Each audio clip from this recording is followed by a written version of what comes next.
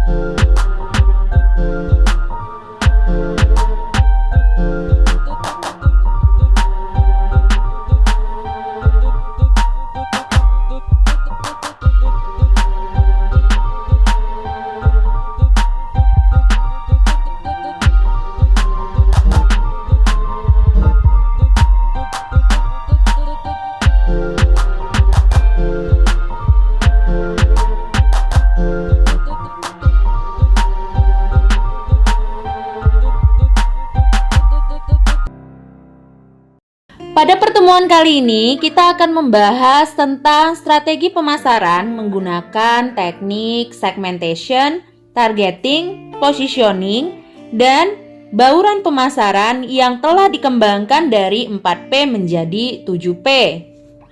Video ini dibuat untuk mengisi kegiatan perkuliahan Agroteknopreneurship pada Fakultas Pertanian Program Studi Agribisnis Universitas Jenderal Sudirman di pertemuan yang ke-10. Adapun topik bahasan yang akan kita bahas ialah yang pertama, peran strategi pemasaran dalam usaha produksi barang dan jasa.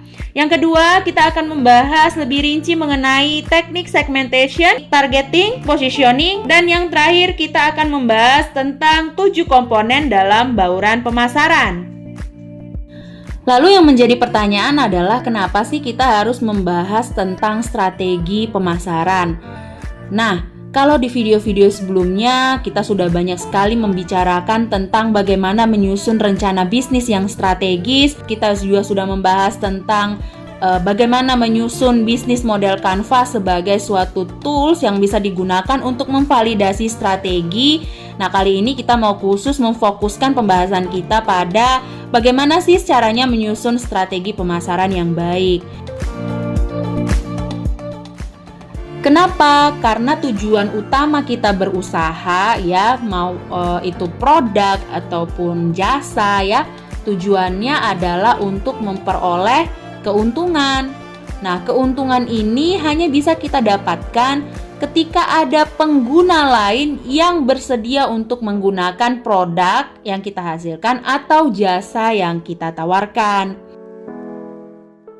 Agar produk atau jasa yang dihasilkan tersebut dapat diterima pasar dengan baik atau katakanlah dapat ditangkap secara cepat oleh pasar, maka perlu ada upaya dari si produsen sendiri untuk mengkomunikasikan kegiatan usaha yang dilakukannya. Sebagai contoh misalnya, yang pertama adalah si produsen ya harus mengetahui siapa pasar yang hendak dia tuju. Di sini saya menyajikan ada beberapa jenis segmen pasar yang bisa dituju oleh seorang pelaku usaha ya. Yang pertama ada mass market, ada niche market, ada segmented market, ada diversified market, ada multi-site platform market. Kalau teman-teman masih bingung dengan masing-masing penjelasannya, Anda bisa lihat di video saya sebelumnya yang saya sematkan informasinya di description box. Ya, jadi perlu dilakukan pemetaan nih, kira-kira siapa target pasarnya agar Anda bisa, misalnya kalau Anda menghasilkan produk baru, Anda bisa menarik minat konsumen untuk membeli produk Anda. Ya. Nah, tantangannya nanti juga setelah Anda berproduksi, bagaimana caranya Anda mengubah konsumen menjadi pelanggan untuk memperpanjang siklus bisnis Anda. Pernahkah Anda mendengar pepatah yang menyatakan bahwa pelanggan adalah seorang raja? Ibarat melayani seorang raja, melayani kebutuhan pelanggan juga bukanlah suatu hal yang mudah. Agar dapat memberikan pelayanan yang terbaik, Anda perlu melakukan beberapa kegiatan manajerial. Dimulai dengan pelaksanaan identifikasi pasar Anda, mulai dari kegiatan segmentasi, targeting, hingga positioning.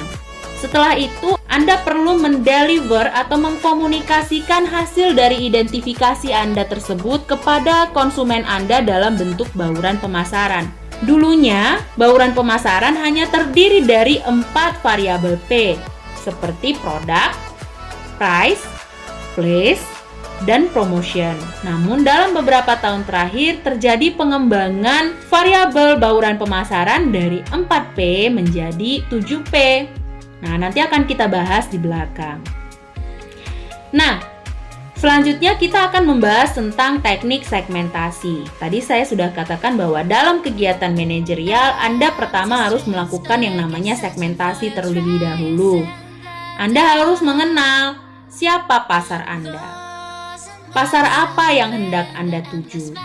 Ya, produk Anda ini ditujukan untuk memenuhi kebutuhan dari pasar di segmen yang mana.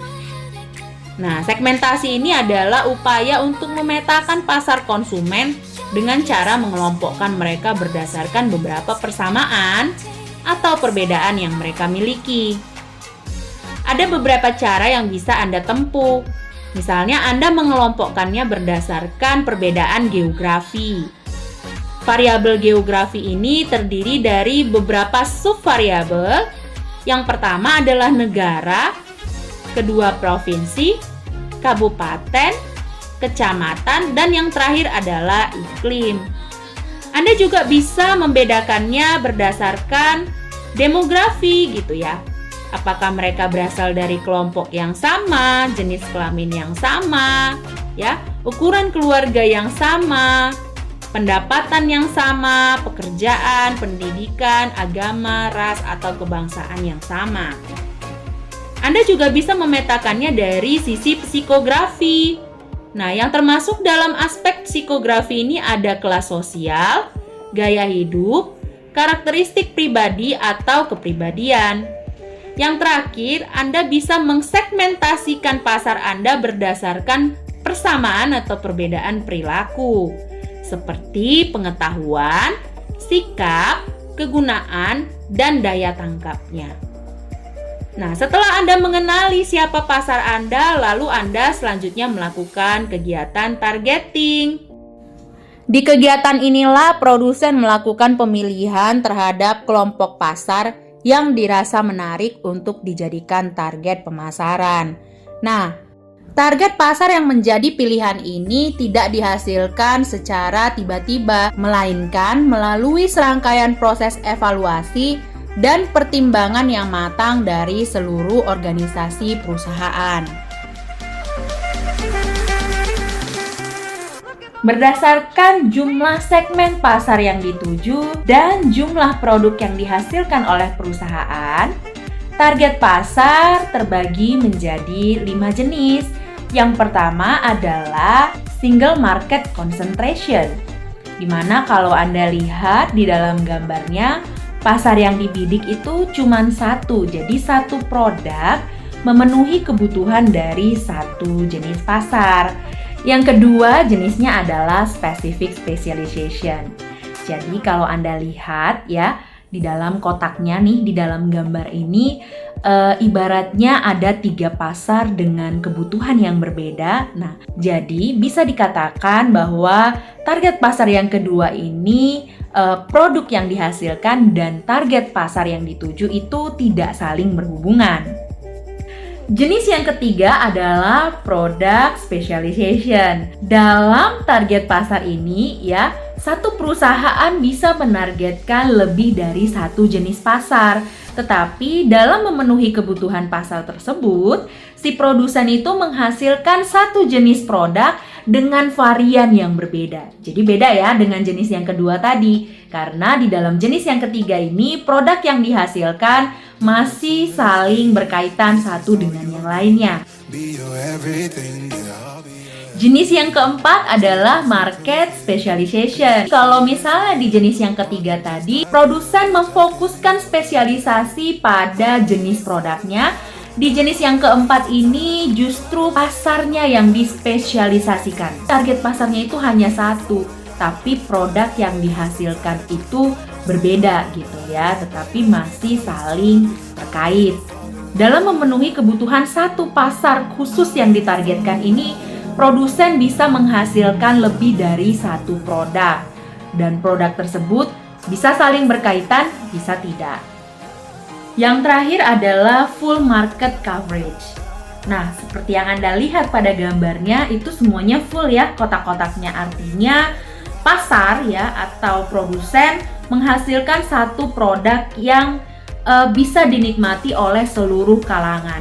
Jadi target pasarnya itu luas ya, bisa dinikmati oleh kalangan dengan golongan ekonomi rendah ya, menengah sampai golongan ekonomi atas. Berikut ini merupakan contoh beberapa perusahaan yang menggunakan metode targeting pada masing-masing metode yang sudah saya jelaskan tersebut. Setelah melakukan targeting, selanjutnya produsen perlu memetakan posisi mereka di tengah pasar atau yang dikenal sebagai upaya positioning.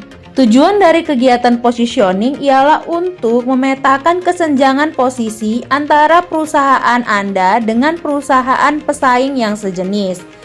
Melalui kegiatan positioning diharapkan Anda tidak hanya mampu memetakan posisi perusahaan, tetapi juga mampu menggali informasi mengenai kelebihan dan kekurangan yang dimiliki oleh perusahaan untuk mengoptimalkan kinerja perusahaan. Positioning map merupakan alat bantu yang dibuat untuk memudahkan produsen dalam memetakan posisi perusahaannya di tengah-tengah pasar.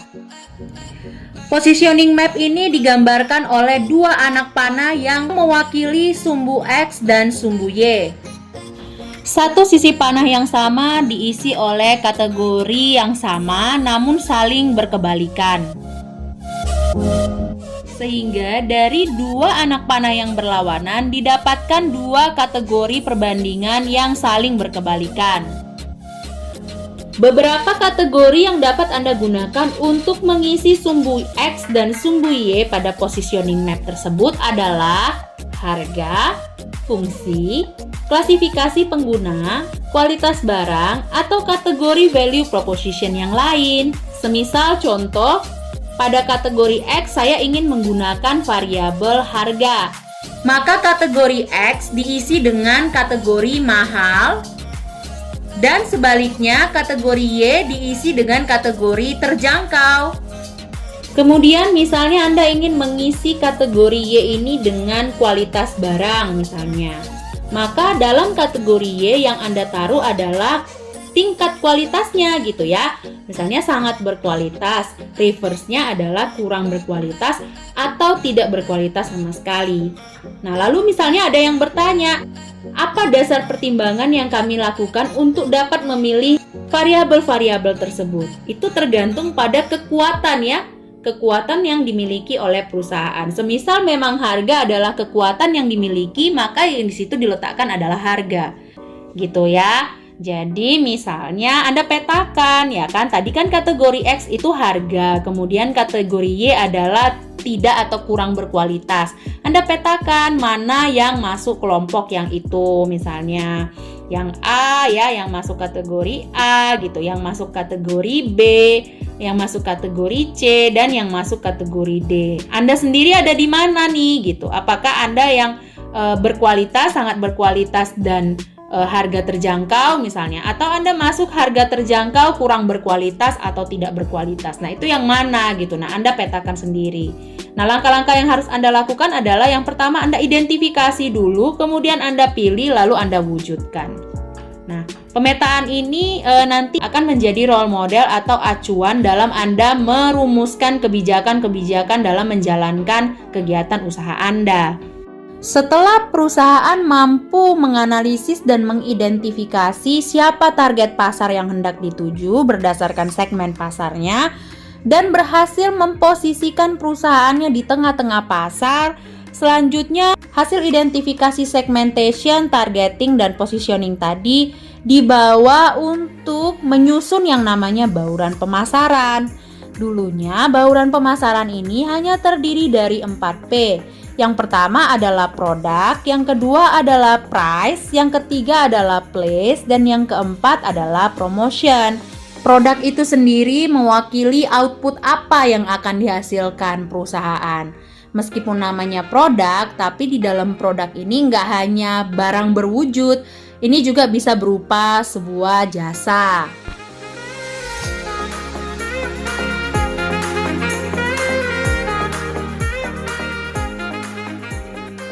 Setelah Anda menentukan apa yang ingin Anda hasilkan sesuai dengan target dan posisi pasar Anda harus tahu berapa harga yang harus Anda buat ya, agar sesuai dengan willingness to pay dari pasar yang Anda tuju. Setelah itu, Anda harus menentukan dengan cara apa Anda mendistribusikan produk Anda tersebut agar bisa diterima pasar atau konsumen dalam keadaan yang baik ya. Atau kalau misalnya dia di bidang jasa, bagaimana caranya Anda mendeliver produk Anda itu ke tangan konsumen dengan pelayanan yang prima. Nah, setelah itu tentu saja ya, misalnya apalagi kalau produk Anda ini masih produk yang baru ya, dengan cara apa Anda mengenalkan produk Anda tersebut kepada konsumen Anda. Anda bisa menggunakan bantuan jasa advertising ya. Bisa dengan bantuan jasa advertising, personal selling ya, sales promotion, SPG, SPB ya. Kemudian menggunakan bantuan public relation atau menggunakan direct marketing. Nah, itu semuanya tergantung ya siapa target pasar Anda, dengan cara apa. Nggak melulu harus satu cara, bisa jadi dengan kombinasi 2 atau 3, atau bisa jadi Anda menggunakan semuanya gitu. Yang menarik dari bauran pemasaran ini adalah terjadi pengembangan ya, dari yang awalnya 4P sekarang menjadi 7P gitu. Nah, ternyata 4P ini dirasakan tidak cukup gitu. Harus ada tambahan 3 variabel lain. Apa aja variabelnya? Yang pertama adalah physical evidence. Nah, Dalam physical evidence ini nih menunjukkan sarana pendukung apa ya yang Anda butuhkan untuk mengoptimalkan pelayanan yang akan Anda berikan. Misalnya dengan memberikan tiket, katakanlah tiket ya, atau Anda menyusun sampul, cover, logo ya, dan sebagainya, atau membuat label gitu supaya konsumen Anda mengetahui informasi-informasi yang Anda ingin sampaikan gitu. Karena ya dalam promotion place ini bisa jadi terjadi inefisiensi yang menyebabkan informasi itu tidak ditransfer sepenuhnya kepada konsumen. Jadi perlu nih namanya physical evidence ya, atau sarana fisik. Nah, setelah itu siapa nih sumber daya yang mau Anda gunakan untuk mewujudkan produk dan value proposition yang tadi Anda tetapkan itu? Ya, kira-kira siapa nih sumber dayanya? Kalau misalnya usaha Anda berbasis service oriented, di mana kira-kira Anda harus menekankan kegiatan produksi barang dan jasa tersebut. Nah, setelah itu yang P yang terakhir itu adalah proses ya. Nah, di sini yang ditekankan dalam proses ini adalah kualitas dan konsistensi. Jadi bayangkan ya, ada beberapa cerita kisah sukses ya dari orang-orang yang bisa membangun usaha startup lebih dari 5 tahun. Nah, sebelumnya kan saya pernah menjelaskan ya kalau yang namanya usaha baru itu baru dikatakan berhasil apabila dia sudah bisa melewati 5 fase pertamanya gitu. Nah, dari kisah pengusaha sukses yang berhasil membangun startup di atas 5 tahun itu menyatakan bahwa tanpa kualitas dan konsistensi bisnis itu juga akan mati. Gitu. Jadi perlu ya dilihat dalam prosesnya ini bagaimana Anda mengedepankan kualitas dan konsistensinya. Jadi apa aja kegiatannya ya? Kira-kira apa yang perlu ditambahkan, apa yang harus dihilangkan, bagaimana Anda mendapatkan bahan bakunya, apa saja bahan bakunya, sumbernya dari mana, gitu. Mungkin itu saja ya yang bisa saya sampaikan pada video kita kali ini. Sekian dulu penjelasan yang bisa saya sampaikan pada video kita kali ini. Mudah-mudahan penjelasan singkat yang saya berikan dapat berkenan di hati teman-teman Tani Edutainment di seluruh Indonesia dan dapat dimanfaatkan sesuai dengan kebutuhan teman-teman masing-masing. Nah, akhir kata saya pamit undur diri dari hadapan Anda. Mohon maaf untuk kata yang kurang berkenan. Saya Sawitania Situmorang. Sampai ketemu lagi di next video. Bye-bye!